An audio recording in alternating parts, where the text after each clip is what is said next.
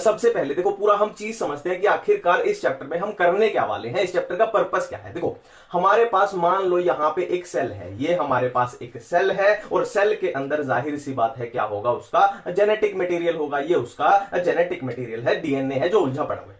ठीक है, अब यहां पे इस जेनेटिक मटेरियल में उसके डीएनए में एक बहुत ही काम का जीन है, ये यहां पे एक जीन है और ये जीन अपने बहुत काम का है ना। ये सेल कोई भी हो सकती है, कोई भी ये सेल हो सकती है, बट ये जीन है ये अपने बहुत काम का है। मतलब क्या है, इस जीन से जो प्रोटीन बनता है, जो प्रोडक्ट बनता है, हमें वो प्रोटीन चाहिए, वो प्रोडक्ट चाहिए। एक एग्जांपल से हम समझ रहे हैं। ठीक है, तो जाहिर सी बात है हमें इस जीन को निकाल के इसका इस्तेमाल करना पड़ेगा, क्योंकि वो प्रोटीन हमें लार्ज स्केल पे बनाना है, क्योंकि हमें वो चाहिए। ठीक है, तो हम क्या करेंगे, ये जीन यहां से निकाल लेंगे। देखो इस जीन में हमें इंटरेस्ट है तो ये क्या हो जाएगा, अपना जीन ऑफ इंटरेस्ट हो जाएगा, जीन ऑफ इंटरेस्ट हो जाएगा। ठीक है, अब क्या करना है, हमें इसे बाहर निकालना है। तो इसे बाहर निकालने के लिए जाहिर सी बात है ये सेल है तो इसके बाहर क्या होगी, सेल वॉल भी होगी। तो पहले उस सेल वॉल को तोड़ना पड़ेगा और फिर इस जीन के पास जाना पड़ेगा और इस जीन को यहां से हमें निकालना पड़ेगा। ये पहली चीज हो गई। ठीक है, तो हमने क्या किया, सेल वॉल को तोड़ के इस जीन को यहां पे हमने निकाल लिया, ये अपना जीन ऑफ इंटरेस्ट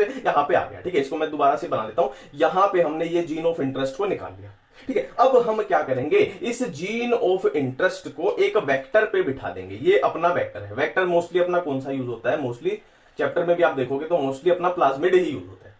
ठीक है, ये क्या है, अपना वेक्टर है, ये अपना जीन ऑफ इंटरेस्ट है, ये अपना वेक्टर है। ठीक है, अब इन दोनों को जब हमने जोड़ दिया तो दो पॉसिबिलिटी बनेगी, या तो ये जीन ऑफ इंटरेस्ट इस वेक्टर के साथ जुड़ जाएगा। देखो दो पॉसिबिलिटी बनेगी कि या तो ये जीन ऑफ इंटरेस्ट इस वेक्टर पे बैठ जाएगा, जुड़ जाएगा, या फिर क्या है, ये नहीं जुड़ पाएगा, और ये प्लाज्मिड अपना ऐसे का ऐसे रह जाएगा, है ना। अब सिंपल सी बात है, देखो आपने जो वर्ड सुना है ना, रिकॉम्बिनेंट डीएनए, वो रिकॉम्बिनेंट डीएनए यही होता है कि अपना जीन ऑफ इंटरेस्ट जो है वो अपने वेक्टर के साथ जुड़ चुका है, इसी को बोलते हैं रिकॉम्बिनेंट डीएनए। और ये क्या रह जाएगा, अपना नॉन रिकॉम्बिनेंट रह जाएगा, ये अपना रिकॉम्बिनेंट डीएनए। ठीक है, सिंपल सी बात है, इतनी बातें हमें समझ में आई। अब नेक्स्ट काम हम क्या करने वाले हैं, इसको हम डाल देंगे किसमें, होस्ट सेल में। हमें क्या चाहिए था, याद करो, हमें इस जीन से मिलने वाला प्रोडक्ट है वो लार्ज स्केल पे चाहिए, तो इसको हम डाल देंगे किसमें, होस्ट सेल में डाल देंगे। अब इनको होस्ट सेल में, देखो ये पूरा मिक्सचर बनता है ना, आप बोलोगे खाली इसको डाल दो, पर ये पूरा मिक्सचर बनता है। जैसे यहां भी पूरा मिक्सचर बना था, तो मिक्सचर के आगे अप्लाई होती हैं चीजें। ठीक है, तो इनको होस्ट सेल में डालेंगे पूरे मिक्सचर को। तो यहां पे तीन पॉसिबिलिटी अपने पास बनेगी। तीन पॉसिबिलिटी बनाने के लिए मैं तीन होस्ट सेल बना देता हूं। ये तीन पॉसिबिलिटी अपने पास बनेगी। ये है अपनी होस्ट सेल और ये होस्ट सेल का अपना जेनेटिक मटेरियल है। ठीक है, अब देखो यहां पे तीन पॉसिबिलिटी बनेगी। पहली पॉसिबिलिटी क्या बनेगी कि रिकॉम्बिनेंट डीएनए वाला ये वाली चीज होस्ट सेल के अंदर आ जाए, ये वाली चीज, और यही वाली चीज अपने को चाहिए थी कि रिकॉम्बिनेंट डीएनए। दूसरी पॉसिबिलिटी बनेगी खाली वेक्टर जैसा ये था, खाली वेक्टर इसके अंदर आ जाए। तीसरी पॉसिबिलिटी क्या बनेगी, ना तो ये आ पाया ना ये आ पाया, ये खाली रह गया। ठीक है, अब रिकॉम्बिनेंट वर्ड से तो आपका क्लियर है कि रिकॉम्बिनेंट क्या होता है, कि इसके साथ ये जुड़ गया। अब एक और वर्ड आता है ट्रांसफॉर्मेंट, है ना, बोलते हैं ट्रांसफॉर्मेशन, ये ट्रांसफॉर्मेशन है। अब ट्रांसफॉर्मेंट क्या होता है, देखो सिंपल है, अगर वेक्टर होस्ट सेल के अंदर आ जाए उसको बोलेंगे ट्रांसफॉर्मेंट। मैंने क्या बोला, अगर वेक्टर चाहे वो रिकॉम्बिनेंट है चाहे वो नॉन रिकॉम्बिनेंट है, अगर वेक्टर होस्ट सेल के अंदर आ जाए तो उसको बोलेंगे ट्रांसफॉर्मेंट, है ना। ये ट्रांसफॉर्मेशन हो गई, और यहां पे वेक्टर अपना नहीं आ पाया तो ये है नॉन ट्रांसफॉर्मेंट। तो जिंदगी में इस चीज में कभी कंफ्यूज मत होना कि रिकॉम्बिनेंट क्या होता है, नॉन रिकॉम्बिनेंट क्या होता है, ट्रांसफॉर्मेशन क्या होती है। ठीक है, दो ही चीजें हैं बेसिकली इस पूरे चैप्टर में, रिकॉम्बिनेशन एंड ट्रांसफॉर्मेशन। इसी को एक्सप्लेन करके पढ़ते हैं, सिंपल सी बात है। ठीक है, अब ये इसमें डालने का फायदा क्या हुआ, देखो जो अपने काम की चीज है ना वो ये वाली है कि रिकॉम्बिनेंट अपना होस्ट सेल में आ गया। ठीक है, अब इसका फायदा क्या हुआ, देखो आपको बोलना चाहिए कि हमने ये वेक्टर के साथ जोड़ के इसको तामझाम क्यों किया, इस जीन को हम डायरेक्ट होस्ट सेल में क्यों नहीं डाला। तो सिंपल सी बात है, अगर इस जीन को हम डायरेक्ट मान लो होस्ट सेल में डाल देते तो ये रेप्लिकेट नहीं कर पाता, ये मल्टीप्लाई नहीं कर पाता, तो इसका कोई फायदा नहीं होता। ठीक है, अब प्लाज्मिड क्या होता है, जो प्लाज्मिड है वो होस्ट सेल के अंदर रेप्लिकेट कर सकता है, मल्टीप्लाई कर सकता है। तो हमने दिमाग लगाया कि भाई ये मल्टीप्लाई कर सकता है, ये अपने काम का जीन है, तो दोनों को जोड़ देते हैं, है ना। जो काम का प्रोडक्ट है वो इससे मिलता रहेगा और मल्टीप्लाई अपना ये करता रहेगा, है ना। अपना काम कितना बढ़िया हो गया और अपना डिजायर्ड प्रोडक्ट है हमें अपने मिलता रहेगा। ठीक है, तो ये पहला नजरिया था, इस चैप्टर को हमने पहले नजरिए से यहां पे देख लिया। ठीक है। अब देखो यहाँ पे 3 ऐसी जरूरी चीजें आएंगी जिनका मतलब समझना, कि असली मतलब, उनका रियल मतलब समझना अपने लिए बहुत जरूरी है, ठीक है। और मैं गारंटी दे रहा हूं आपको पक्का फील होगा कि यार ये चैप्टर ऐसे था क्या, मतलब इतना ही आसान था क्या, हम इतने दिन से कर क्या रहे थे इसमें, ठीक है। तो 3 चीजें आएंगी, कौन सी 3 चीजें आएंगी। एक तो आएगी रेस्ट्रिक्शन एंडोन्यूक्लियस, देखो हम डिटेल में भी बारी बारी में करेंगे, पहले मैं चैप्टर ही आपको खोल के दे रहा हूं यहाँ पे। रेस्ट्रिक्शन एंडोन्यूक्लियस पहली चीज आएगी, दूसरी चीज आएगी जेल इलेक्ट्रोफोरेसिस, तीसरी चीज आएगी अपनी पीसीआर, ठीक है। अब आपको पूछना चाहिए कि भाई तूने बोल दिया पूरे चैप्टर में, ये जो सामने है ना यही अपना पूरा चैप्टर है, यही अपना पूरा चैप्टर है जो आपके सामने है। अब आपको पूछना चाहिए कि अगर ये पूरा चैप्टर है तो ये 3 चीजें इसमें कहां पे यूज होंगी, यही सबसे बड़ी दिक्कत होती है। हम क्या है, रेस्ट्रिक्शन एंजाइम को याद कर लेते हैं उसमें घुस के, पर उसका असल मतलब नहीं समझते। जेल इलेक्ट्रोफोरेसिस को याद करते रहते हैं, असल मतलब नहीं समझते। सेम पीसीआर के साथ करते हैं, ठीक है। अब देखो इनका यूज क्या है। तो सबसे पहले हम बात करेंगे रेस्ट्रिक्शन एंडोन्यूक्लियस के बारे में। देखो हमने यहां पे याद करो, हमने यहां पे क्या किया था, इस जीन ऑफ इंटरेस्ट को कहां जोड़ दिया था, इस प्लाज्मिड के साथ यहां पे ऐसे जोड़ दिया था, ठीक है। अब ये काम इतना आसान नहीं है कि आप डायरेक्ट इसको उठा के लाए और उसके साथ जोड़ दिया, ऐसा बिल्कुल भी नहीं होता, डायरेक्ट ऐसा नहीं हो सकता, ठीक है। तो हम क्या करते हैं, हम रेस्ट्रिक्शन एंडोन्यूक्लियस का यूज करते हैं। अब रेस्ट्रिक्शन एंडोन्यूक्लियस क्या करेगी, स्पेसिफिक जगह पे कट लगाएगी, है ना। इसका यूज हम दोनों में करेंगे, इसमें भी करेंगे और वेक्टर में भी करेंगे, ठीक है। अब ये क्या करेगी, स्पेसिफिक जगह पे कट लगाएगी। अब वो कट स्पेसिफिक जगह पे इसमें भी कट लगाएगी और स्पेसिफिक जगह पे इसमें भी कट लगाएगी, ठीक है। अब वो उसने इसमें भी कट लगाया, इसमें भी कट लगाया, तो उसने क्या किया, इस तरीके से कट लगाया उस स्पेसिफिक जगह के कि ये दोनों आपस में क्या हो जाएंगे, कॉम्प्लीमेंट्री हो जाएंगे और एक दूसरे के साथ जुड़ जाएंगे। और उनके जोड़ने में, इनको जोड़ने में जो एंजाइम यूज होता है उसका नाम होगा लाइगेज एंजाइम। मैंने क्या बोला, स्पेसिफिक जगह पे दोनों में कट लगेगा और दोनों में वो इस तरीके से कट लगा कि ये दोनों जीन ऑफ इंटरेस्ट और अपना वेक्टर क्या है, एक दूसरे के कॉम्प्लीमेंट्री हो जाएंगे और एक दूसरे के साथ जुड़ जाएंगे। और इनको जोड़ने में जो एंजाइम यूज होता है वो अपना है लाइगेज। तो रेस्ट्रिक्शन एंजाइम का इस पूरे नक्शे में अपने को मतलब समझ में आ गया,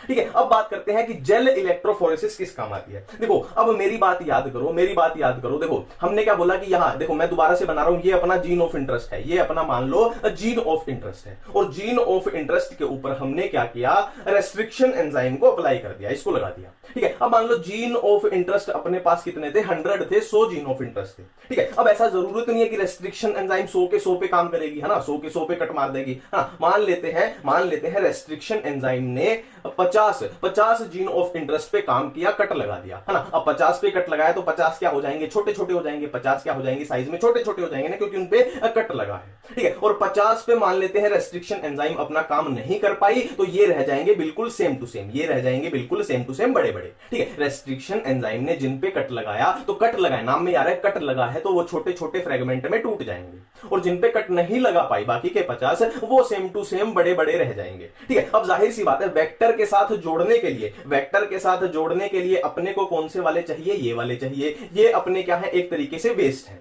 ठीक है। अब अपने को क्या करना पड़ेगा, इन दोनों को अलग करना पड़ेगा, सेपरेट करना पड़ेगा, ठीक है। और इन दोनों को सेपरेट करने के लिए एक ही चीज हमें नजर आ रही है, इनका साइज। तो हम क्या करते हैं, इनको साइज के बेस पे क्या कर लेते हैं, सेपरेट कर लेते हैं, अलग कर लेते हैं। बेसिकली होता क्या है, देखो ये दोनों डीएनए है, ये भी डीएनए, ये भी डीएनए, तो ये भी नेगेटिवली चार्ज है, ये भी नेगेटिवली चार्ज है, तो हम यहां पे मान लो क्या कर देंगे, पॉजिटिव प्लेट लगा देंगे, ठीक है। अब ये छोटे साइज के हैं तो ये फास्ट मूव करेंगे तो जल्दी यहां पे पहुंच जाएंगे, तो इनको हम क्या कर लेंगे, सेपरेट कर लेंगे। और इसी प्रोसेस को डिटेल में हम पूरा करेंगे, मैं आपको नक्शा समझा रहा हूं, ठीक है। तो इसी प्रोसेस को हम क्या बोलते हैं, जेल इलेक्ट्रोफोरेसिस। इलेक्ट्रोफोरेसिस का मतलब ही क्या होता है, मूवमेंट अंडर इलेक्ट्रिक फील्ड। और किसकी मूवमेंट कराई, डीएनए की। तो यहां हमने इसको सेपरेट कर लिया, एक एक बात का मतलब अपने को समझ में आ रहा है, ठीक है। अब नेक्स्ट बात करते हैं पीसीआर की, कि पीसीआर यहां पे किस काम आएगी। देखो यहां पे याद करो, हमने ये बना लिया था रिकॉम्बिनेंट डीएनए, ये अपना क्या था, रिकॉम्बिनेंट डीएनए, और यही अपनी क्या थी, काम की चीज थी, यही अपने को चाहिए था, रिकॉम्बिनेंट डीएनए, ठीक है। अब यहां पे मान लो हमने यहां पे 50 रिकॉम्बिनेंट डीएनए बना लिए, कि 50 अपने पास ये छोटे छोटे बने थे, 50 रिकॉम्बिनेंट डीएनए अपने पास बन गए। वैसे तो इससे भी कम बनेंगे क्योंकि क्या प्रोबेबिलिटी है पूरे जुड़ पाएंगे, ठीक है, पर फॉर एग्जांपल 50 बन गए, ठीक है।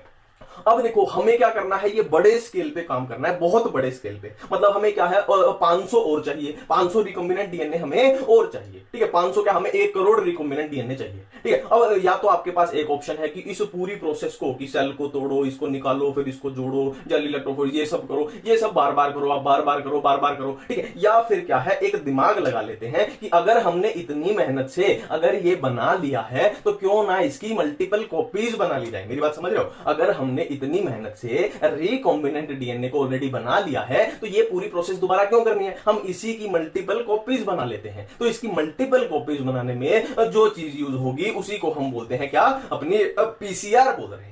ठीक है, सारी चीजें समझ में आ रही है। रेस्ट्रिक्शन एंडोन्यूक्लियस कहां काम आएगी, जेल इलेक्ट्रोफोरेसिस कहां, पीसीआर कहां। देखो मैं अपने पर्सनल एक्सपीरियंस से बताता हूं, मेरे को आखिर तक यही नहीं समझ आता था कि ना ये प्रोसेस पूरी हो कैसे रही है, कि जेल इलेक्ट्रोफोरेसिस कहां यूज हो रही है, पीसीआर कहां यूज हो रही है, ये कहां यूज हो रही है, बस उनको रटता रहता था कुछ के, है ना। तो ये इसीलिए मैं ये पूरा मानचित्र के ये नक्शे की हेल्प से आपको मैं समझा रहा हूं। ठीक है, अब देखो, अब इसी नक्शे में मानता हूं यहाँ पे खिचड़ी बन गई है, पर यहीं से सारी चीजें आपको समझ में आएंगी। देखो प्रोसेस देखो, तीन तो अपनी ये चीज हो गई, है ना, और हमें दो चीजें और करनी है। दो चीजें, पहली चीज क्या करनी है, देखो पूरा स्टेप वाइज चलते हैं। पहली चीज हमें क्या करनी थी, यही अपना चैप्टर है पूरा। पहली चीज हमें करनी थी, इस सेल वॉल को तोड़ना था और इस जीन ऑफ इंटरेस्ट को यहां से निकालना था। पहली चीज, ये हम पहली चीज पढ़ने वाले हैं। दूसरी चीज हमने क्या की, दूसरी चीज हम रेस्ट्रिक्शन एंजाइम के बारे में पढ़ने वाले हैं।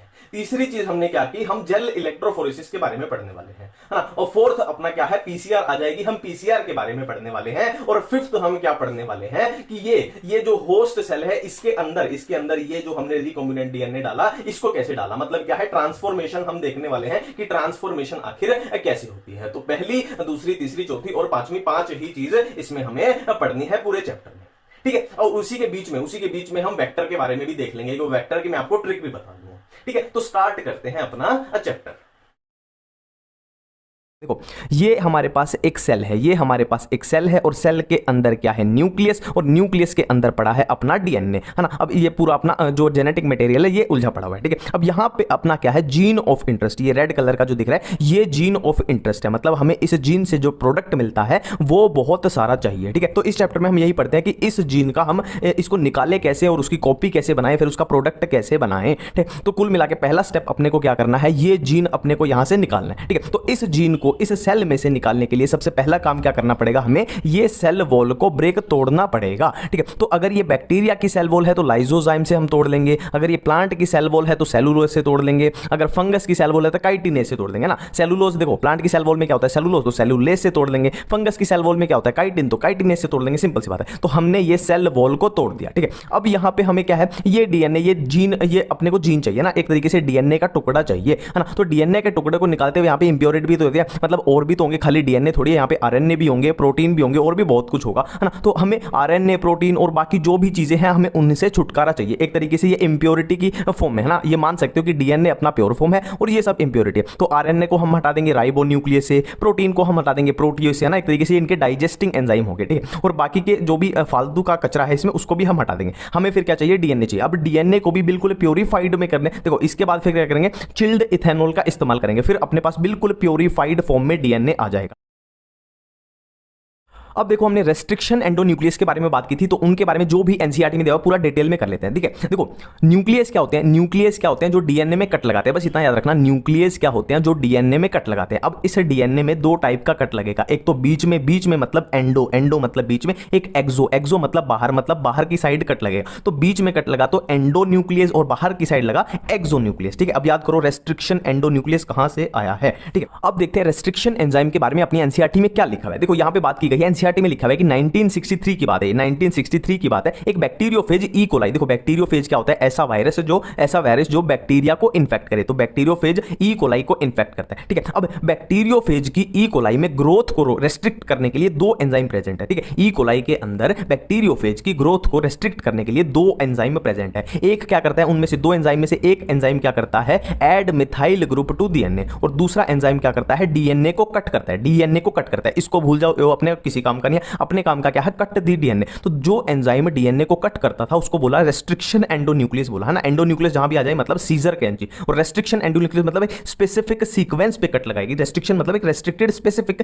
सीक्वेंस पे, है ना। तो ये यहां से इसकी डिस्कवरी हुई थी। अब ये एनसीईआरटी में जो दिया हुआ है ये अपने को याद रखना है। पहली फर्स्ट रेस्ट्रिक्शन एंडोन्यूक्लियस कौन सी थी, हिंद 2, है ना। देखो यहाँ पे कंफ्यूजन, मेरे को कंफ्यूजन होती थी हिंद 2 और इको R1 में कि कौन सी पहली थी, क्योंकि मेरे को ये R1 दिखता था, 1 मतलब मैं सोचता था थोड़ा इसमें उलझ जाता था। तो इसको ऐसे याद याद रखना, हम हिंदुस्तानी हैं, हम हिंदुस्तानी हैं तो अपने देश को पहले स्थान पे रखेंगे, मतलब फर्स्ट, मतलब हिंद टू। और एनसीईआरटी में क्या दिया हुआ है कि रेस्ट्रिक्शन एंजाइम कितनी की डिस्कवरी हो चुकी है, मोर देन 900 रेस्ट्रिक्शन एंजाइम अभी तक डिस्कवर हो चुकी हैं। और ये कहां से मिली है? बैक्टीरिया से मिली है। बैक्टीरिया की कितनी? मोर देन 230 स्ट्रेन से अपने को ये मिली है। सिंपल सी बात है, ठीक है। अब इनकी नेमिंग थोड़ी देख लेते हैं। इको R1 की फुल फॉर्म क्या है? इशर्शिया कोलाई। देखो ई इशर्शिया को मतलब कोलाई, और ये क्या है? RY13, ठीक है। अब R क्या इसमें शो कर रहा है? R एनसीईआरटी में लिखा हुआ है R स्ट्रेन को शो करता है, और जो रोमन नंबर है वो ऑर्डर ऑफ डिस्कवरी को शो करता है, ठीक है।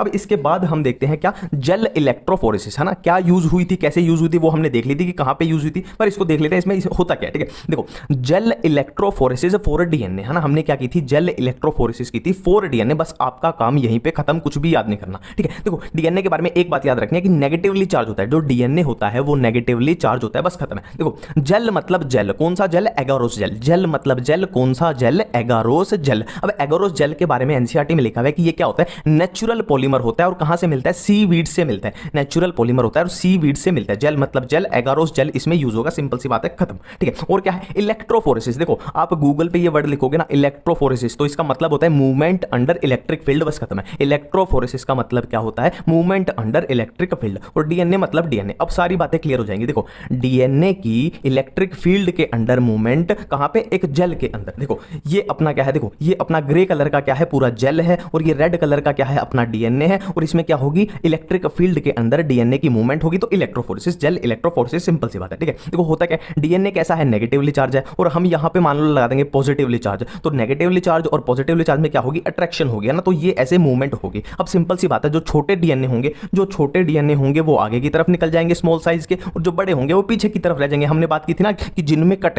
रेस्ट्रिक्शन एंडो न्यूक्लियस जिनमें कट लगा दी थी वो छोटे साइज के हो गए, मतलब वो आगे की साइड निकल गए। बड़े वाले जिनमें कट नहीं लगे वो पीछे की साइड लगे। तो हमें ये बिल्कुल सेपरेट हो जाएगा, पता लग जाएगा कि किसमें कट लगा है, किसमें नहीं लगा। छोटे छोटों को हम सेपरेट कर लेंगे। और सेपरेट भी कैसे करते हैं? देखो, सेपरेटेड डीएनए जो सेपरेट हो गए वे ऐसे नहीं दिखते कि हम नॉर्मली हमने ऐसे डायरेक्ट आंखों से दिख ले, ऐसे नहीं दिखते। हम उनको क्या करते हैं? इथिडियम ब्रोमाइड से स्टेन करते हैं। हम उनको इथिडियम ब्रोमाइड से स्टेन करते हैं, फिर यूवी लाइट का एक्सपोजर देते हैं, फिर हमें क्या दिखते हैं? ब्राइट ऑरेंज कलर के बैंड दिखते हैं। तो ये थी पूरी जेल इलेक्ट्रोफोरेसिस।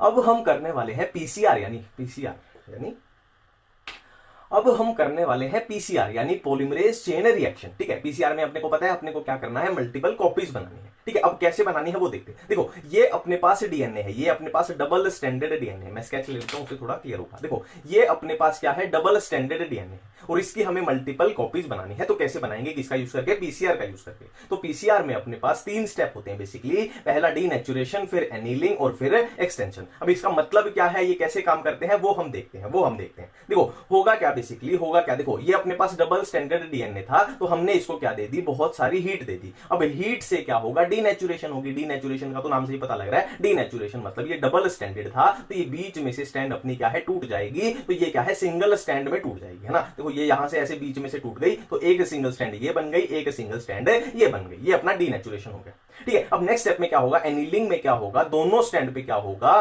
प्राइमर अपना लग जाएगा। देखो, इसमें ये प्राइमर यहां पे लग गया, ये इसमें प्राइमर लग गया, ठीक है। ये हो गया अपना एनीलिंग। नेक्स्ट क्या है? नेक्स्ट अपनी होगी एक्सटेंशन। एक्सटेंशन में क्या है? देखो, ये प्राइमर लगा ही क्यों? नाम से ही पता लग रहा है प्राइमर मतलब ये कुछ इनिशिएट कराएगा, ठीक है। अब यहां पे क्या होगा? DNA polymerase. डीएनए पॉलीमरेज भी कौन सा यूज होता है? Thermos aquaticus. टैग पॉलीमरेज यानी थर्मस एक्वाटिकस। थर्मस मतलब थर्मल मतलब हीट, मतलब क्या है? बहुत ज्यादा टेंपरेचर पे ये काम कर रहा है ना। अब डीएनए पॉलीमरेज क्या करेगा? डीएनए बनवाएगा। डीएनए बनवाने से यहां मतलब क्या है? देखो, यहां 5' to 3' क्या है? ये ऐसे एक्सटेंड कर जाएगी, और ये 5' to 3' ये ऐसे एक्सटेंड कर जाएगी, ठीक है। अब क्या है? देखो, ये एक्सटेंशन हो रहा है, ये भी क्या हो रहा है? एक्सटेंशन हो रहा है, तो इसको हमने बोल दिया एक्सटेंशन बोल दिया, ठीक है। अब जाहिर सी बात है, ये एक्सटेंड हो गया, ये एक्सटेंड हो गया, तो क्या बन जाएगी? ये एक डबल स्टैंड बन जाएगी, ये दूसरी डबल स्टैंड बन जाएगी। मतलब क्या था? हमने एक डबल स्टैंड से हमने दो डबल स्टैंड बना ली, मतलब क्या है? कॉपी बना ली, हाँ। और इसी को हम रिपीट करेंगे। देखो, ये आगे जाके 2 बना देगी, ये 2 बना देगी, फिर वो आगे जाके 2, आगे जाके 2, मतलब इसको रिपीट करते जाएंगे, तो हम बहुत सारी बिलियन टाइम्स तक हम इसको एम्पलीफाई कर सकते हैं, कॉपीज बना सकते हैं। अब देखो हमें बिल्कुल क्लियर हो चुका है कि रिकम्बिनेशन क्या होती है, ट्रांसफॉर्मेशन क्या होती है, ठीक है। अब ट्रांसफॉर्मेशन में क्या था, हमें वेक्टर के साथ क्या अपना डिजायर्ड डीएनए जुड़ा हुआ है, तो इसको हमें कहां डालना है, होस्ट सेल में डालना है। तो इसके लिए क्या क्या यूज होता है, एनसीईआरटी में लिखा हुआ है। डाइवेलेंट कटायन यूज होता है, जैसे कि कैल्शियम। हीट शॉक मेथड, जिसमें क्या करेंगे, एक बार बर्फ पे डाल देंगे, एक बार 42 डिग्री सेल्सियस यानी गर्मी, एक बार ठंड एक बार गर्मी, ठीक है। और क्या है, माइक्रो इंजेक्शन का यूज करेंगे। अब और बायोलिस्टिक या जीन गन। अब यहाँ पे कंफ्यूजन क्या होती है, देखो माइक्रो इंजेक्शन कहां यूज होता है, एनिमल सेल में, और बायोलिस्टिक जीन गन कहां पे यूज होती है, प्लांट सेल में यूज होती है। यहाँ पे कंफ्यूज हो जाओगे। अब इसको ऐसे याद रखना, देखो हम हॉस्पिटल जाते हैं तो हम इंजेक्शन लगवाते हैं, हम गन थोड़ी लगवाते हैं, हम इंजेक्शन लगवाते हैं। तो एनिमल्स को क्या लगते हैं, इंजेक्शन, और प्लांट का ऑटोमेटिकली हो जाएगा जीन गन मेथड, ठीक है। जीन गन मेथड में क्या होता है, हम ये कोट करते हैं एक गोल्ड टंगस्टन के ऊपर क्या है, डीएनए का कोट करते हैं, और डीएनए को फिर क्या करते हैं, उसके होस्ट सेल के अंदर घुसा देते हैं, ठीक है। ये सिंपल सी बात है। अब देखो एक सेलेक्टेबल मार्कर की कंफ्यूजन होती है, इसको बिल्कुल सिंपल तरीके से समझे। देखो हम बिल्कुल समझ चुके हैं कि ट्रांसफॉर्मेंट क्या होता है, रिकम्बिनेंट क्या होता है, ठीक है। देखो ये ई कोलाई अपनी, ये होस्ट सेल है अपनी, ये क्या है, ई कोलाई है, और ये ई कोलाई का क्या है, डीएनए है, होस्ट सेल का अपना डीएनए होगा, ठीक है। अब ये है ट्रांसफॉर्मेंट मतलब इसमें रिकम्बिनेंट डीएनए आ चुका है। नॉन ट्रांसफॉर्मेंट मतलब इसमें रिकम्बिनेंट डीएनए अपना नहीं आया, ठीक है, इसका अपना डीएनए इसमें पड़ा है, ठीक है। और यहां पे देखो हमने किया था कि प्लाज्मिड में क्या होती है, एंटीबायोटिक रेजिस्टेंस साइट होती है, ठीक है, प्लाज्मिड में। अब सिंपल सी बात है, जो E coli natural E coli होता है, वो एंटीबायोटिक की वजह से क्या हो जाता है, उसकी डेथ हो जाती है, वो मर जाता है, ठीक है। एंटीबायोटिक की वजह से ई कोलाई खत्म हो जाना चाहिए। बट ट्रांसपोर्ट में क्या हो गया, ट्रांसफॉर्मेंट में क्या आ गया, अपना ये आ गया, वेक्टर आ गया। वेक्टर के पास क्या है, एंटीबायोटिक रेजिस्टेंस है, तो इसकी वजह से ये इसकी डेथ नहीं होगी, ये खत्म नहीं होगा, ठीक है। तो इस तरीके से हम पता लगा लेंगे कौन सा ट्रांसफॉर्मेंट है, कौन सा नॉन ट्रांसफॉर्मेंट, ठीक है। ये खत्म हो जाएगा क्योंकि इसके पास एंटीबायोटिक रेजिस्टेंस है ही नहीं, ठीक है। तो इसी के रिलेटेड अब देखो यहां पे एक चीज याद रखना, सेलेक्टेबल मार्कर से हमने क्या पता लगाया, सेलेक्टेबल मार्कर से हमने पता लगाया transformant versus non transformant. Recombinant वाले में कंफ्यूज मत होना, हमें यहां बिल्कुल भी पता नहीं लगा कि रिकम्बिनेंट कौन सा है, नॉन रिकम्बिनेंट कौन सा है, ठीक है। अब रिकम्बिनेंट और नॉन रिकम्बिनेंट का पता कैसे लगाएंगे, हम इंसर्शनल एक्टिवेशन से लगाएंगे। इंसर्शनल एक्टिवेशन, देखो अगर नॉन रिकम्बिनेंट है मतलब इसमें क्या है, डिजायर्ड डीएनए अपना नहीं जुड़ा, ये पूरा का पूरा वेक्टर है, ये नॉन रिकम्बिनेंट है, हम देख चुके क्या होता है, ठीक है। तो इसमें कलर प्रोड्यूस होगा, इसमें कलर प्रोड्यूस होगा, है ना, इसमें जीन होता है जो कलर प्रोड्यूस करता है। बट रिकम्बिनेंट में क्या हुआ, जो जीन कलर प्रोड्यूस कर रहा था, उसको जो डिजायर्ड डीएनए जो जुड़ा जहां पे, उसने उसको डिस्टर्ब कर दिया, तो इसमें कलर प्रोड्यूस नहीं होगा, रिकम्बिनेंट में कलर नहीं आएगा, ठीक है। अब बात है इसको याद कैसे करें, तो देखो हम पहले याद करेंगे जो इस सर्कल के अंदर लिखा हुआ है, क्या क्या लिखा हुआ है, एम्प्लिसिन रेजिस्टेंस, ओराई, रोप और टेट्रासाइक्लिन रेजिस्टेंस, और फिर बाद में याद करेंगे जो सर्कल के बाहर लिखा हुआ है, ठीक है। देखो मैं कोई भी ट्रिक बताता हूं तो उसको 2-3 बार उसी टाइम पे रिवाइज किया करो, क्योंकि क्या होता है हम कोई भी ट्रिक देखते हैं तो नेचुरल सी बात है कि वो पहली बार में हमें थोड़ा अजीब सी लगेगी, तो उसी टाइम पे उसको 2-3 बार रिवाइज कर दिया करो ताकि वो उसी टाइम पे याद हो जाए, ठीक है। तो स्टार्ट करते हैं। देखो सर्कल के अंदर की बात हो या बाहर की बात हो, हम दोनों ट्रिक अपनी यहां से शुरू करेंगे और ऐसे जाएंगे, सिंपल है, यहां से शुरू करेंगे और ऐसे घूम जाएंगे, ठीक है। तो सबसे पहले सर्कल के अंदर की बात करते हैं। तो इसकी सिंपल सी ट्रिक है, आपने ब्लड वाले चैप्टर में, हार्ट वाले चैप्टर में देखा होगा, वहां पे अयोर्टा होता है, अयोर्टा। अब नेट पे जाके देख लो क्या होता है, अपनी बुक में एनसीईआरटी में भी लिखा हुआ है अयोर्टा। अब देखो मैंने क्या बोला था, यहां से शुरू करेंगे और ऐसे घूम जाएंगे। अब ए से एम्प्लिसिन रेजिस्टेंस वाला हो गया, ओ से ओराई हो गया, आर से रोप हो गया, और टी से क्या हो गया, टेट्रासाइक्लिन रेजिस्टेंस, ठीक है। अब देखो ये ए हम पहले यूज कर चुके हैं, तो ए का कोई यहां पे मतलब नहीं है क्योंकि ए हमने ऑलरेडी यूज किया है, ठीक है। एम्प्लिसिन रेजिस्टेंस, फिर ओराई, फिर ये रोप, फिर टेट्रासाइक्लिन रेजिस्टेंस। तो हमने ऐसे इसको पूरा फ्लो में याद कर लिया। ये अपनी सर्कल के अंदर की ट्रिक कंप्लीट सिंपल है। अब देखो सर्कल के बाहर वाली चीजों को कैसे याद करें, देखो बहुत सिंपल ट्रिक है। एक लड़का है, नीट की तैयारी करता है, लड़के का नाम है पवन। पवन नीट की तैयारी कर रहा है 2 साल से, पर 2 साल से उसका नीट क्लियर ही नहीं हो रहा, मतलब 2 साल की पढ़ाई के बाद भी उसे सिर्फ बीएमएस मिली है, ठीक है। लड़का है पवन 2 साल से नीट की तैयारी कर रहा था, उसे 2 साल की मेहनत के बाद भी सिर्फ बीएमएस मिली। अब इसमें किसका दोष है, पवन का दोष है, किसका, पवन की तो कोई गलती नहीं है क्योंकि वो तो बेचारा 2 साल से पढ़ाई कर रहा है। तो इसमें सिस्टम में कसूर किसका है, दोष किसका है, हिंदुस्तान के एजुकेशन सिस्टम का, कि एमबीबीएस की सीटें कम है और कंपटीशन इतना ज्यादा है, ठीक है। टेंशन मत लो, ये 1 किसमें है, 2 किसमें, 3 किसमें, ये भी पूरा ट्रिक में कवर हो जाएगा। तो अपनी ट्रिक को अप्लाई करते हैं। देखो पवन स्टडीज पूरे 2 साल से कर रहा है, सिंपल है, पवन स्टडीज पूरे 2 साल से कर रहा है, पर फिर भी उसको क्या मिली, सिर्फ बीएमएस, उसको एमबीबीएस नहीं मिली, ठीक है। पवन स्टडीज पूरे 2 साल से कर रहा है, उसको फिर भी क्या मिली, बीएमएस। अब इसमें दोष किसका है, कसूर किसका है, हिंदुस्तान का एजुकेशन सिस्टम, ठीक है। पवन स्टडीज पूरे 2 साल से कर रहा है, फिर भी उसको मिली बीएमएस, इसमें कसूर किसका है, हिंदुस्तान के एजुकेशन सिस्टम का।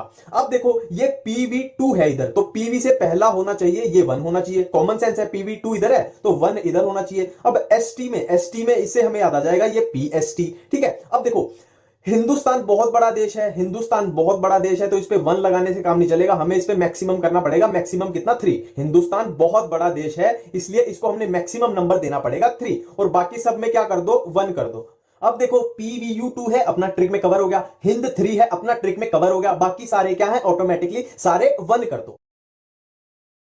बायो रिएक्टर्स हमारे पास एनसीईआरटी में 2 टाइप के दिए हुए हैं, एक है सिंपल, एक है स्पास्ड। अब देखो वैसे तो नॉर्मली इन दोनों में कोई डिफरेंस नहीं होता, लगभग दोनों सेम ही होते हैं, पर एक डिफरेंस है बबल्स का, कि जो सिंपल है इसमें बबल्स अब्सेंट होते हैं और स्पास्ड में बबल्स प्रेजेंट होते हैं। अब इसको याद कैसे रखें? देखो इसमें बबल अब्सेंट है तभी तो ये सिंपल है, और इसमें बबल आगे तभी ये थोड़ा स्पेशल हो गया, ये सिंपल ये थोड़ा स्पेशल हो गया, ठीक है। अब नेक्स्ट देखो एनसीईआरटी की लाइन है कि डाउन स्ट्रीम प्रोसेस क्या होती है? Separation plus purification. अब इसको कैसे याद रखें? देखो आपने पीरियोडिक टेबल में देखा होगा, एक होता है डी ब्लॉक, एक होता है एस ब्लॉक, एक होता है पी ब्लॉक। तो डी ब्लॉक को कर देना है S block plus P block, ठीक है। डी ब्लॉक को कर देना है S block plus P block. तो डी ब्लॉक से हमें याद आएगा डाउन स्ट्रीम प्रोसेस, वो थी एस प्लस पी, एस से सेपरेशन और पी से प्योरिफिकेशन।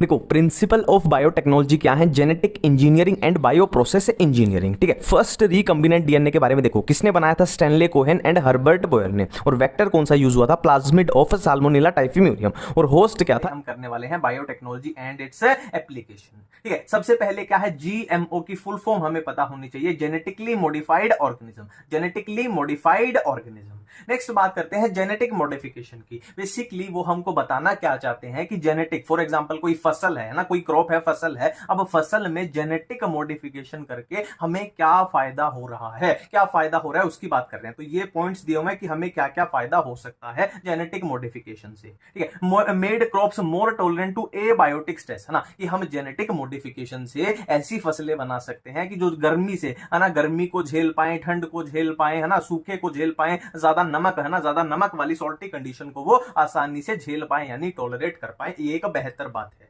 और क्या है? केमिकल पेस्टिसाइड, मतलब हम नेचुरली ऐसी फसल बना दे जेनेटिक मॉडिफिकेशन करके कि हमें पेस्टिसाइड का कम से कम छिड़काव करना पड़े, ठीक है। और क्या है? पोस्ट हार्वेस्ट लॉस, है ना, कि फसल की कटाई के बाद जो लॉस होता है, जो नुकसान होता है, उसको क्या करा जा सके? रिड्यूस करा जा सके, कम से कम किया जा सके। मिनरल यूसेज की एफिशिएंसी, है ना, क्या है?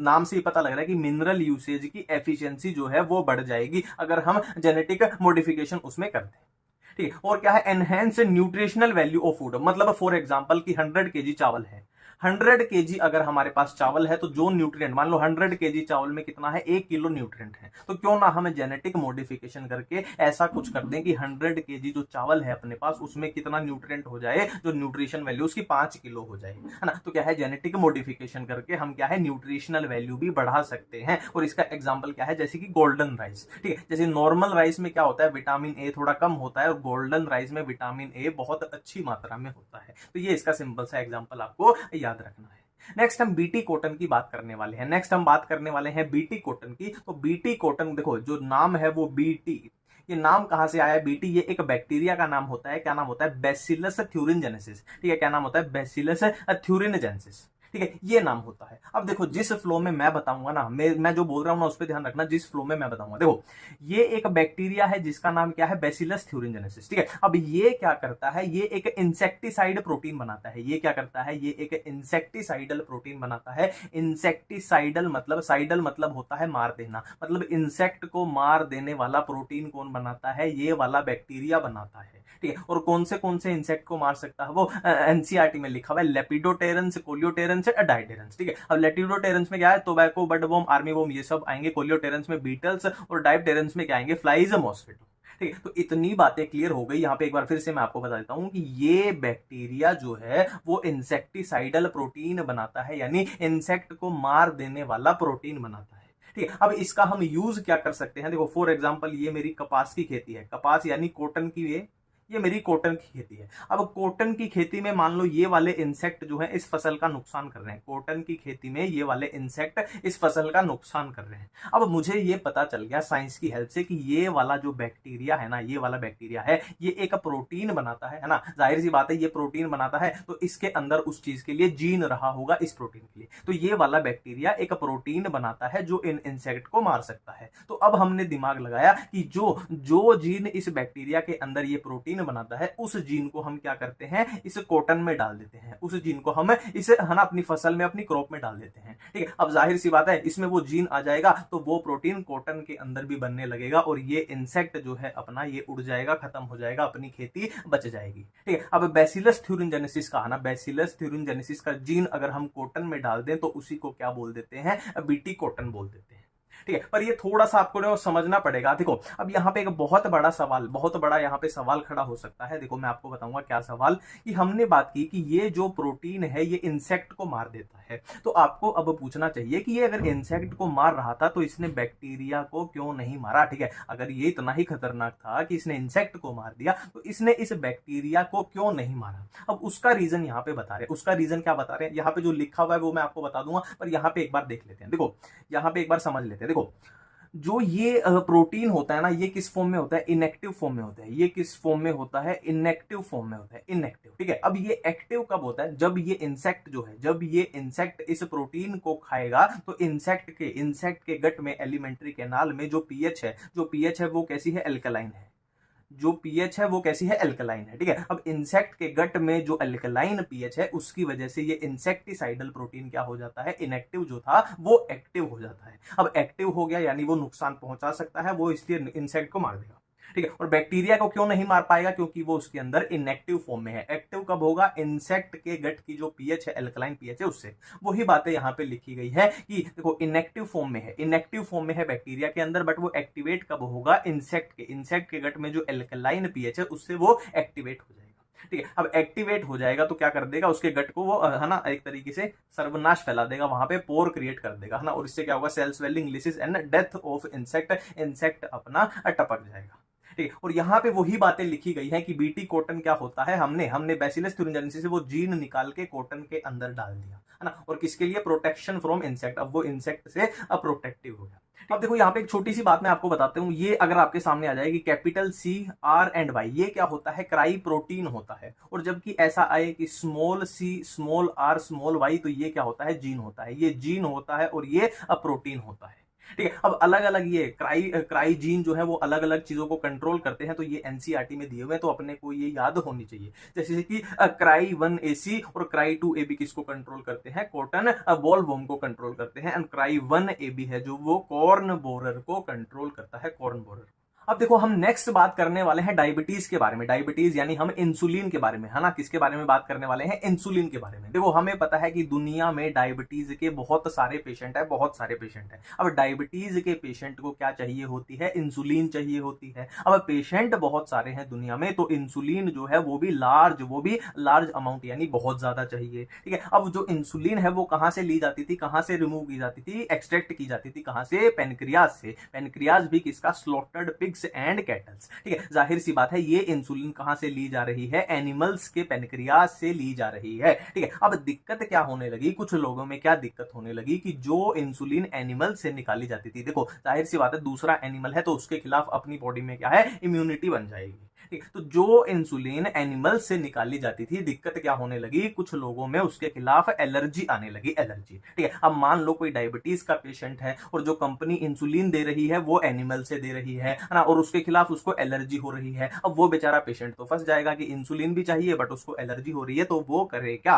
वो करे क्या। तो हमें क्या है, हमें क्या मतलब, जो भी अपनी कंपनीज हैं बड़ी बड़ी, उनको ये चिंता सताने लगी कि ऐसा क्या करें कि अदर देन एनिमल्स, मतलब हमें इंसुलिन एनिमल से ना लेना पड़े और हम बड़े स्केल पे इंसुलिन को बना पाए।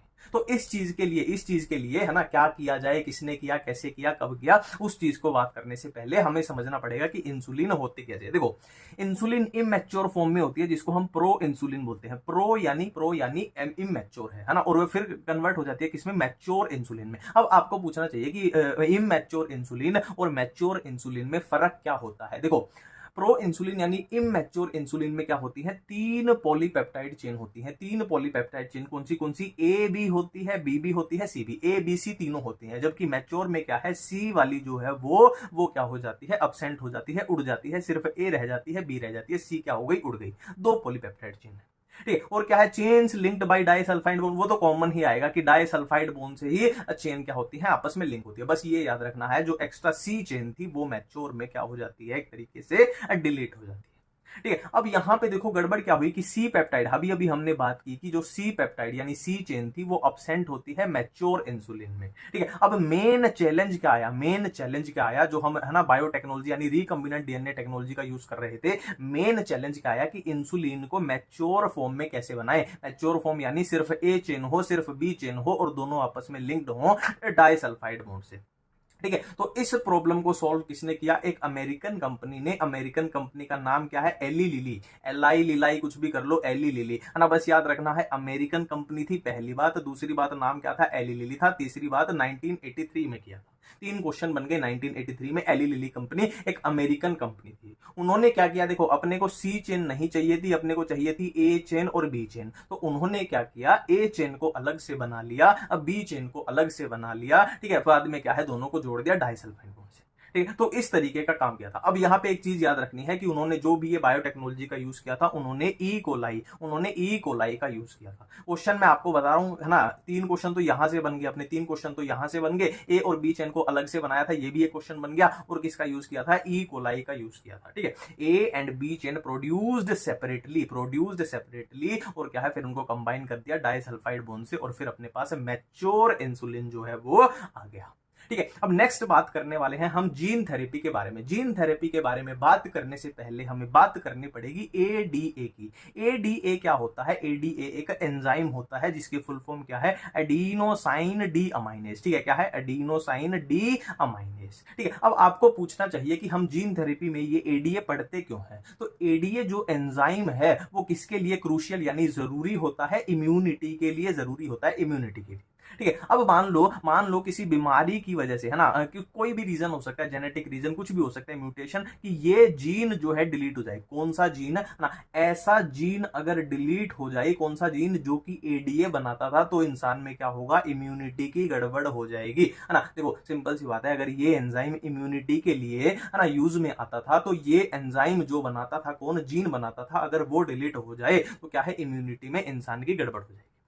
ठीक है। और इसी को क्या बोलते हैं, एडीए डेफिशिएंसी। एडीए डेफिशिएंसी यानी एडीए की कमी हो गई है। क्यों हो गई है, क्योंकि वो जीन ही डिलीट हो गया है, जीन ही डिलीट हो गया है जो एडीए बनाता था, है ना। अब इसको ठीक कैसे करें, तो इसको ठीक करने के लिए पहली जो क्लिनिकल जीन थेरेपी दी गई थी वो 4 साल की लड़की को, 4 साल की बच्ची को दी गई थी। कब, 1990 में। क्वेश्चन यहां बनेंगे, बहुत प्यारा क्वेश्चन बनेगा, ये बहुत सुपरहिट क्वेश्चन है कि फर्स्ट क्लिनिकल जीन थेरेपी किसको दी गई, एक 4 साल की बच्ची को। कब दी गई थी, बहुत सुपरहिट क्वेश्चन है, 1990 में। ठीक है। जाहिर सी बात है, क्यों दी गई थी, उसको एडीए डेफिशिएंसी थी, जो यहां हम देख रहे थे, एडीए डेफिशिएंसी।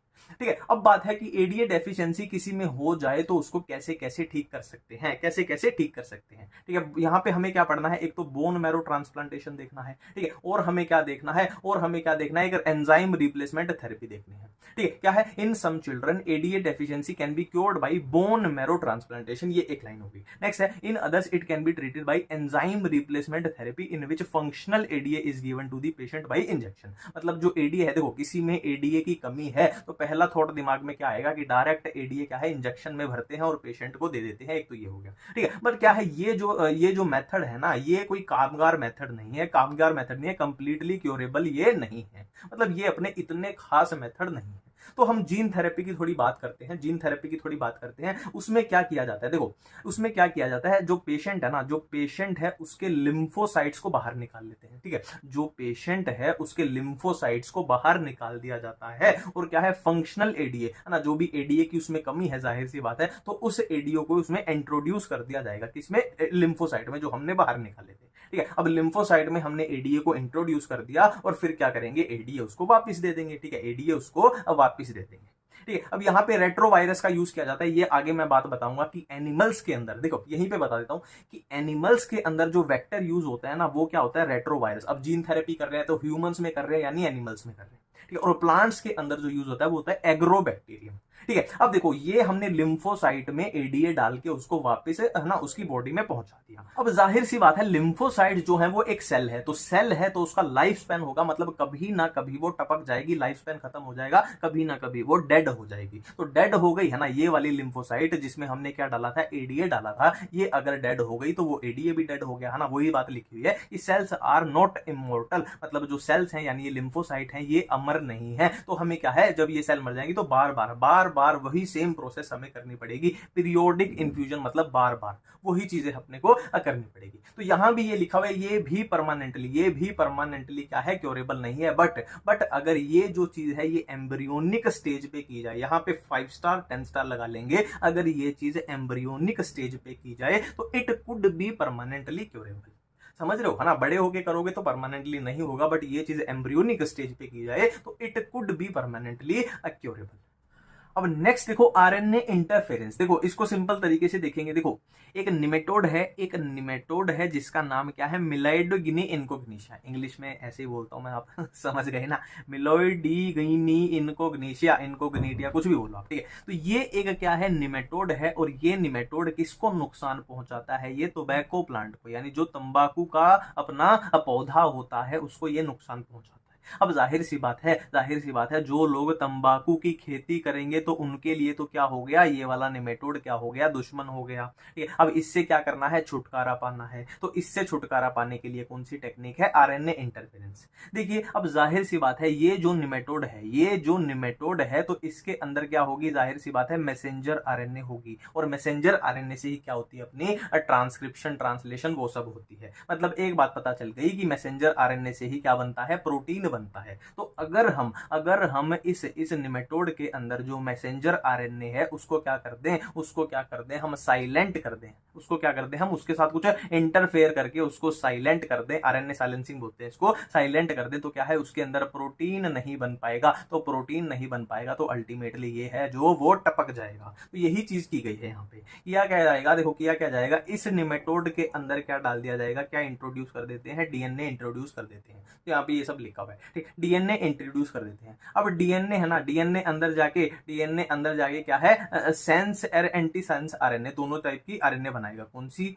एक तो सेंस आरएनए और एक एंटी सेंस आरएनए, दोनों टाइप की आरएनए बनाएगा। ठीक है, अब जो ये एंटी सेंस आरएनए है ये किसके कॉम्प्लीमेंट्री होती है, जो इस निमेटोड की मैसेंजर आरएनए है उसके कॉम्प्लीमेंट्री है। तो इसके साथ क्या है, ये बाइंड कर जाएगी। इसके साथ बाइंड करने में ये क्या हो जाएगी, एक तरीके से साइलेंस हो जाएगी, है ना। इसको हमने साइलेंट कर दिया, ठीक है, इसको हमने साइलेंट कर दिया। अब इसके साथ क्या कर गई ये, है ना, ये आगे ट्रांसलेशन करना था, ट्रांसक्रिप्शन करनी थी, ट्रांसलेशन करना था, उसके साथ क्या हो गई, इंटरफेरेंस हो गई। मतलब ये है अपनी जो बर्बाद हो जाएगी। अब मैसेंजर आरएनए ही बर्बाद हो जाएगी तो निमेटोड के अंदर प्रोटीन नहीं बन पाएगा। अब प्रोटीन नहीं बन पाएगा तो ये निमेटोड अपना टपक जाएगा। अब देखो ये जो आपके सामने यहां तक ये लिखा हुआ है ना सारा, इसमें वो क्या बोलना चाह रहे हैं, देखो पूरा चैप्टर अपना किस पे बेस्ड है कि बायोटेक्नोलॉजी जो है वो अपने किस काम आती है। तो यहां पे भी वही चीज बताई गई है। देखो बायोटेक्नोलॉजी से क्या है, बीमारियों की हम अर्ली डिटेक्शन कर सकते हैं,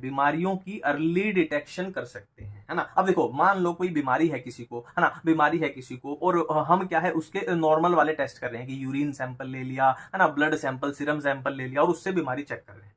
अब इनमें दिक्कत क्या होती है, कि जो पैथोजन है ना, मान लो किसी वायरस की वजह से बीमारी है। अब वायरस जो यूरिन में डिटेक्ट होगा या ब्लड में, सीरम में डिटेक्ट होगा, वो तब डिटेक्ट होगा कि वायरस की जो कंसंट्रेशन है वो बॉडी में बहुत ज्यादा हो, है ना। अब सिंपल सी बात है, वायरस की कंसंट्रेशन ही बॉडी में ज्यादा हो जाएगी तो वो बहुत ज्यादा बीमारी इतने फैला देगा। अगर वायरस की कंसंट्रेशन बहुत कम है तो ये वाले जो मेथड है ये उसको डिटेक्ट नहीं कर पाते हैं, तो इतने तो बीमारी फैल जाएगी, फायदा क्या हुआ, है ना। वो वही बातें बताई गई है जो कन्वेंशनल यानी पुराने मेथड है उनमें early detection not possible, early detection उसमें पॉसिबल नहीं हो पाती, इतने बीमारी फैल जाती है, गड़बड़ हो जाती है। तो यहीं पे अपना फायदा है, किसका, बायोटेक्नोलॉजी का फायदा है। जैसे कि रिकम्बिनेंट टेक्नोलॉजी है, पीसीआर है, एलाइजा है, इसमें क्या है, अब बहुत कम कंसंट्रेशन में ही ये क्या कर लेते हैं, डिटेक्ट कर लेते हैं। तो बीमारी जो है वो अर्ली स्टेज पे पहचान में आ जाती है। अब कोई बीमारी अर्ली स्टेज पे डायग्नोस हो जाएगी तो उसका इलाज भी उतने अच्छे से हो पाएगा। वही बातें यहाँ पे लिखी गई है, कौन सी, लो कंसंट्रेशन वाली, ना, वही बातें लिखी गई है ना। लो कंसंट्रेशन पे कैसे काम आती है, जो पीसीआर है ना वो एम्प्लीफिकेशन करती है, मतलब मल्टीपल कॉपीज बना लेती है। मतलब ये इतनी छोटी सी कंसंट्रेशन थी मान लो किसी वायरस की, तो पीसीआर की हेल्प से इसकी मल्टीपल कॉपी बन जाएंगी और वो अपने को डिटेक्ट हो जाएगा। अब यहाँ पे एलाइजा के बारे में याद रखना है। पहली बात तो यहाँ पे आपको इसकी फुल फॉर्म याद रखनी है कि एंजाइम लिंक्ड इम्यूनोसोर्बेंट असे, ये इसकी पहली बात तो फुल फॉर्म हो गई। दूसरी बात है यहाँ पे बहुत सुपरहिट क्वेश्चन आएगा कि ये जो एलाइजा जो टेस्ट है ये कौन से प्रिंसिपल पे बेस्ड होता है, एंटीजन एंटीबॉडी इंटरेक्शन। ठीक है, एक बार फिर से मैं रिपीट करता हूं, बहुत सुपरहिट क्वेश्चन है कि जो एलाइजा टेस्ट है वो कौन से प्रिंसिपल पे बेस्ड होता है, एंटीजन एंटीबॉडी इंटरेक्शन पे वो बेस्ड होता है। ठीक है, अब बढ़ते हैं हम आगे। देखो अब हम बात करने वाले हैं ट्रांसजेनिक एनिमल की। ट्रांसजेनिक एनिमल की बात करने वाले, देखो ट्रांसजेनिक एनिमल की सबसे पहले हम डेफिनेशन देखते हैं कि क्या होता है। देखो जिस भी एनिमल का अगर हम डीएनए मैनिपुलेट कर दें, ठीक है, किसी एनिमल का अगर हम डीएनए को मैनिपुलेट कर दें, मैनिपुलेट क्यों करेंगे, जाहिर सी बात है हम कोई टेस्ट करना चाहते हैं, दवाई का परीक्षण करना चाहते हैं, है ना, अपने फायदे के लिए ही, सिंपल सी बात है, तो वही बोलते हैं अपने ट्रांसजेनिक एनिमल। ठीक है, अब ट्रांसजेनिक एनिमल में क्वेश्चन बहुत बढ़िया बनेंगे अपने पास, बहुत बढ़िया क्वेश्चन बनेंगे। ठीक है, जैसे कि ट्रांसजेनिक माइस जो है उसका यूज कहां किया गया था, पोलियो वैक्सीन की सेफ्टी चेक करने के लिए। याद रखना है, ये डायरेक्ट क्वेश्चन बन रहे अपने। ट्रांसजेनिक माइस डायरेक्ट आएगा कि पोलियो की वैक्सीन की सेफ्टी चेक करनी थी अपने को, तो कौन से एनिमल का यूज किया गया था, ट्रांसजेनिक माइस का यूज किया गया था, पहला क्वेश्चन। ये अपना दूसरा क्वेश्चन है कि ह्यूमन प्रोटीन कौन सा, अल्फा 1 एंटीट्रिप्सिन। ठीक है, कौन सा human protein, alpha 1 antitrypsin used to treat emphysema, है ना, क्या है, ह्यूमन प्रोटीन कौन सा, alpha 1 antitrypsin used to treat emphysema, दूसरा क्वेश्चन हो गया। तीसरा क्वेश्चन है, इसमें बहुत सारे क्वेश्चन बन जाएगा कि फर्स्ट ट्रांसजेनिक काउ कौन सी थी, रोजी नाम था। ठीक है, फर्स्ट ट्रांसजेनिक काउ का नाम क्या था, रोजी नाम था, और वो कब डेवलप, कब बनाई गई थी, 1997 में बनाई गई थी। ठीक है, अब इसका फायदा क्या था कि इसके दूध में क्या ज्यादा था, इसके दूध में ह्यूमन अल्फा लैक्टोल्ब्यूमिन जो था वो ज्यादा था, इसकी मात्रा इसके दूध में ज्यादा थी, तो जाहिर सी बात है न्यूट्रिशनली इसका दूध क्या था, बैलेंस था, बहुत अच्छा था।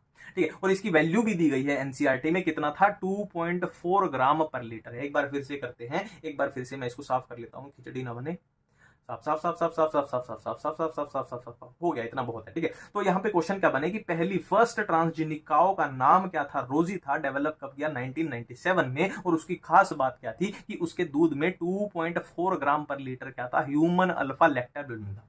ठीक है, और इसी की वजह से क्या है, न्यूट्रिशनली उसका दूध जो है वो ज्यादा बैलेंस था। ठीक है, ये वो ट्रांसजेनिक एनिमल की क्या है, डेफिनेशन है कि डीएनए उनका मैनिपुलेटेड होता है। ठीक है, नेक्स्ट है जीईएसी यानी जेनेटिकली इंजीनियरिंग अप्रूवल कमेटी। ठीक है, इसका क्या मकसद है ना, ये जाहिर सी बात है कमेटी है, और ये क्या कंट्रोल करती है। देखो आपने हॉलीवुड फिल्मों में देखा होगा कि, है ना, बड़ी बड़ी वो लैब सी दिखाते हैं, और लैब के अंदर क्या है, वो टेस्ट किए जा रहे हैं, और टेस्ट करते करते वो कुछ भी बना रहे हैं ना, कोई दानव को डेविल कुछ भी बना देते हैं। ठीक है, तो इसी चीज को कंट्रोल करने के लिए कमेटी बनाई गई है कि जो भी है ना बायोटेक्नोलॉजी का रिसर्च हो रही है, जो भी है ना जेनेटिकली हम छेड़छाड़ कर रहे हैं, तो वो एक कमेटी के अंदर होना चाहिए, है ना। ऐसा नहीं है कि आप कुछ भी कर सकते हो, ये डिसाइड करेगी, ये कंट्रोल करेगी, है ना। मान लो आपने कोई प्रोडक्ट बनाया, कोई दवाई बनाई, और आप बोल रहे हो मैं इसको, है ना, ये की बायोटेक्नोलॉजी से बनाया है मैंने ये प्रोडक्ट, और मैं इसको मार्केट में लाना चाहता हूं, तो ये कमेटी डिसाइड करेगी कि वो आपका प्रोडक्ट सेफ है या नहीं है, ना, लोगों के लिए, पब्लिक के लिए सेफ है या नहीं है, उसको लाएं कि नहीं लाएं, किस हद तक, ये सारा डिसाइड करती है। ऐसे ओपनली आप कुछ भी नहीं कर सकते हो। ठीक है, नेक्स्ट बात की गई है कि राइस की, यहाँ पे थोड़ी क्या है, बायोपायरेसी की ही बात की गई है, वैसे बायोपायरेसी की। ठीक है, इसमें क्या होता है, पायरेसी तो यार आप सबको पता है, बायोपायरेसी, है ना, क्या है, use of bio resources by multinational company and organisation without proper authorisation. जैसे मान लो मैंने एनसीईआरटी स्मैशर मैंने बनाई, और मेरी एनसीईआरटी स्मैशर अलग अलग शहरों में कोई प्रिंट करा के बेचने लग जाए दुकानों पे, तो वो एक तरीके से पायरेसी है। पर बायोपायरेसी क्या होती है, बायो यानी लिविंग ऑर्गेनिज्म, तो लिविंग ऑर्गेनिज्म की पायरेसी, जैसे कि मान लो राइस का एग्जांपल दिया हुआ है कि इंडिया के अंदर राइस की 2 लाख वैरायटी है, 2 लाख, है ना, और बासमती, सिर्फ और सिर्फ बासमती चावल की इंडिया में 27 वैरायटी है। ठीक है, अब इंडिया में क्या था यार, इतनी नॉलेज नहीं थी कि पेटेंट भी कराना चाहिए, तो अमेरिकन कंपनी ने 1997 में क्या है ना, क्या बासमती राइस पे पेटेंट करा लिया कि ये तो हमारे इधर के चावल है ना। अब जाहिर सी बात है इंडिया में इतनी, उस टाइम पे इतनी वो नहीं थी जागरूकता, पर फिर बाद में हो गया था ये, ठीक है ना, कि जो होता होगा कुछ वर्ल्ड की पूरी, क्या बोलते हैं उसको, कोर्ट, जैसे अपने देश में कोर्ट, सुप्रीम कोर्ट होती है ना, वहां पूरे वर्ल्ड की होती होगी, तो उन्होंने डिसाइड किया नहीं भाई ये इंडिया की है नेचुरली, तो इंडिया को ही मिले, ऐसा कुछ हो गया था। ठीक है, तो ऐसा ही जैसे टर्मरिक है, नीम है, जैसे ये टर्मरिक, हल्दी है, नीम है, ये भी अपने देश के हैं, पर इतनी नॉलेज नहीं थी, वही बात है, तो सेम चीज हुई थी कि बाहर के देशों ने इसको पेटेंट करा लिया था कि ये हमारे हैं, पर बाद में ये हो गया था, सॉर्ट हो गया था, बड़े अच्छे होते हैं वो लोग। ठीक है, तो ये चैप्टर भी हमने बड़ी आसानी से खत्म कर लिया। तो मिलते हैं नेक्स्ट चैप्टर के साथ, और ध्यान रखिए अपना, पीते रहिए, तब तक बहुत सारा पानी और थोड़ी बहुत कोल्ड ड्रिंक भी चलेगी। ठीक है, थैंक यू, धन्यवाद।